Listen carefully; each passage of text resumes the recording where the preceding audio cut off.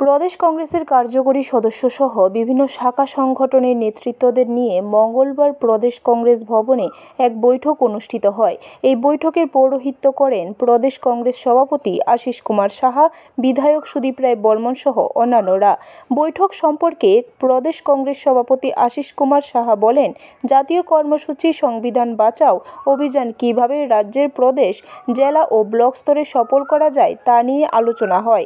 1 মাস 15 দিন ব্যাপী এই কর্মসূচি রাজ্যব্যাপী চলবে। পরবর্তী সময়ে 1 বছর ব্যাপী ঘর ঘর অভিযান কর্মসূচি নিয়েও এই বৈঠকে আলোচনা হয়। জাতিগত জাত গণনা এবং এই জাত গণনা শেষে সংরক্ষণ নীতি নির্ধারণ করা নিয়ে কংগ্রেস দল আন্দোলন কর্মসূচি সংগঠিত করে চলেছে। পাশাপাশি ওয়াকফ বিলের বিরুদ্ধে সংখ্যালঘুদের অধিকার সংরক্ষিত করতে প্রকাশ্য আন্দোলনে কর্মসূচি দেশের সঙ্গে রাজ্যেও সংগঠিত করবে কংগ্রেস বলেও জানান প্রদেশ কংগ্রেস সভাপতি আশিস কুমার সাহা। ঘর ঘর অভিযান, প্রতিটা ঘরে ঘরে যাওয়ার যে কর্মসূচি, এটা বর্ষব্যাপী এই কর্মসূচি পালিত হবে। আপনারা জানেন যে 2025 সাল এটা জাতীয় কংগ্রেসের নির্দেশনা অনুযায়ী সংগঠনের বছর। এই সংগঠনকে শক্তিশালী করার লক্ষ্যেই এই সংবিধান বাঁচাও কর্মসূচি।